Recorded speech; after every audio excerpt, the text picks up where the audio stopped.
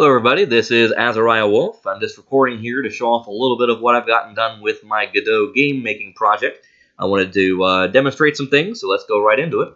Hit the F5 button and open up a test. As we start out, you can see the player character in human form moving back and forth. You can also see these enemies. I just fixed some code in the enemies today, and so they're going to correctly collide with the environment and with each other and bounce around back and forth, so I'm pretty proud of that. As far as the character movement is concerned, moving back and forth here, just using the A and D keys on the keyboard. Mostly that is based off of the code from the tutorial that I used to get started on this. But I did make some changes. First off, there's a little bit of inertia at the end and at the beginning of your movement. That's to help platforming feel a little bit better. It's also because the original movement code would have set the player speed to a certain value every frame, and that would have made it impossible to do some of the things that I wanted to do with it in the game later. Now, something that I did code on my own is if you want to, you can press down, and you're able to look down, left, down, right by using the A and D keys. You can do the same thing by pressing the W key, and you can look around and see above you, and that also will hopefully help with allowing the character to look around and see things during platforming. So that is the human form. We also have an attack. You can have one attack, or you can have two attacks in a combo there, and so that is the main attack form currently for the human form.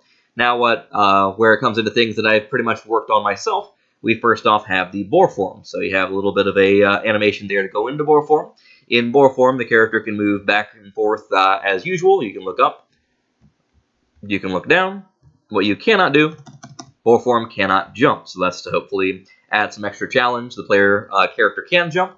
If I haven't shown that off, I'll show that off here in just a little bit. But that's the main things that the boar character can do. Also, the boar character is able to charge if you hit the attack button. So you can charge off left and right, and that gives you a boost of speed. That's one of the things that wouldn't have worked very well if I used the original movement code. So that is very important there. If I change back to human here and show off the jump, in the tutorial they originally had a double jump, but because of my other forms, I took that out. What you can do in midair is if you jump and then press the transform button, then you turn into the B form instead of the boar form. So that's how it differentiates which one you use.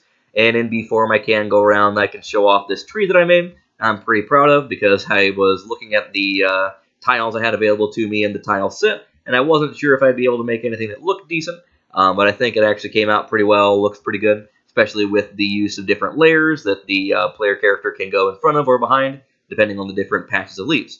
Now, if I go up a little bit higher and transform back into human, that actually is going to trigger. I don't know if it actually triggered very well there. Let's see if I can get it up here. There we go. It actually triggers a hard landing. So if I jump normally, you can see I go pretty much straight from air to ground. There is like one frame where you can just barely see that landing is going to show up there, because during normal gameplay, if you're just jumping from platform to platform, I don't want there to be a pause. But if you're falling from a large height, I want to emphasize that by adding a little bit of recovery frames, and so that was something I finished programming last night. Now, if I go over to the right here, you can see the first real obstacle, which the player character can't go through in human form. So I run against there, and the collision makes it so that you can't pass through. What you're able to do, though, is you're able to turn into boar form, and you're able to pass through here. And you can also show off the camera checkpoint system that I have finished designing here recently. That is going to change the view to either show the outside of the cave or the inside of the cave. Later on, I intend to use this to set up boss chambers, things like that. But for now, it's just a little bit of a convenience. Now here, the look ability is going to become in handy, except for I realized when I was looking at this earlier, you can't actually see the next step down. Thankfully, I know the next step down is just a little bit of a lip that doesn't have any enemies on it. But if I go over here to the edge and look down, you can see that there are enemies waiting down below. In fact, I believe these are some of the same enemies that we had earlier. They're going to collide with the wall, collide with each other, and go back and forth. Now that I know that they're clear, I'm going to go down here, and I'm going to make the very bad decision to go try to charge in, and I get myself caught in between these snails. And you can see that there's no immunity frames currently, and so I just get absolutely destroyed. I'm planning on adding some immunity frames later, some iframes, but for now, if you charge in, it's probably a bad idea. You can actually see right now my health bar is completely gone. It's currently at 0. I haven't set up a death handler for the player yet. You can see I can attack in human form as well. Let's see if I can actually get, see if I can actually get my B form attack to land, because it is a little bit of a trick because of the very particular hitbox it has. So there, I actually was just thinking earlier while recording a little bit earlier that I may want to actually replace the B's attack hitbox with a raycast, but I'll look at that later. Now, as I'm walking back and forth here, you can see in the console down below that something is updating. Now, that's actually a dictionary that contains a reference to each of the mushrooms there. When you're in boar form, your hitbox is so wide that you can pretty reasonably be intersecting with 3 mushrooms at the same time, as you can see here. Now, what you can do is that you can use what is usually the charge button. If you're not moving, you can use that button, and that eats a mushroom. And you can see that restored some health. And I can eat another mushroom, and eat another mushroom, and I'm able to toggle through the 3 different mushrooms there. What basically is happening under the hood is that it is checking which is the closest mushroom to the player character, and it is activating that mushroom script first. So you can see we can jump up here. In fact, if you really wanted to, you could go down here and look up and to the right, see if there's anything else up there worth looking at. But for the moment, it's just worth jumping up.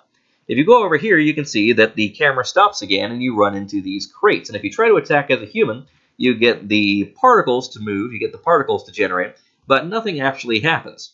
And there's going to be a tutorial message later on that's going to tell you that in order to destroy certain items like crates, you're going to have to charge in boar form.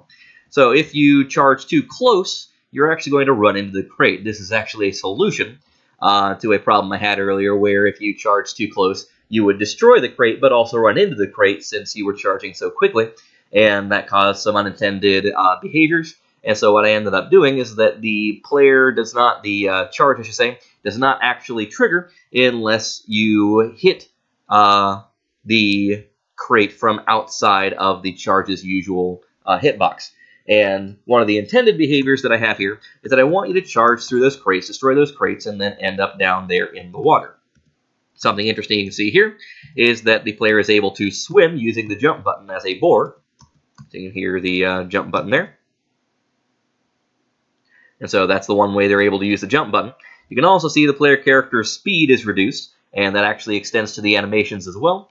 So you're able to go up and down here. If you hit the transform button, though, you can see in the console it's printing cannot transform underwater.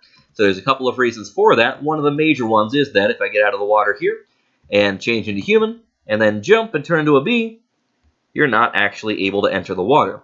There are a couple of ways I've considered handling the bee form with water. This is the one I'm going with currently. Later on, I may want to do it where if you try to enter the water as in bee form, you respawn on the shore and take a little bit of damage. I'm not 100% sure, but for now, this is what I've gone with. You can go up here, drop down, and you can see how there's even a little bit of, I guess you could say, a reduction of speed as you hit the water, which I think is pretty cool. You can also see by the console down there that there is a bunch of different triggers that are happening all at the same time, and each of them is printing something. Basically, rather than having a separate swim state, I have adjusted each of the character states to adjust the speed and the animation speed when they're in the water. So those are the things that I wanted to show off so far in my game. There's definitely things to come for this. Currently, as you can kind of see by the things I showed off so far, I'm basically just working on getting my toolbox ready. So all the different resources that I want to have, whether that be things like the tile map, the tile set, whether that be things like the different forms, how the water works, being able to transform and not have it break things, all that, trying to have that in my toolbox so that I can use that when I actually am ready to build a level in earnest. So I hope you enjoy looking at this with me. Later on, I am probably going to record and have a little bit of time to look at some of the script that I'm proud of. But for now, hope you have a good day.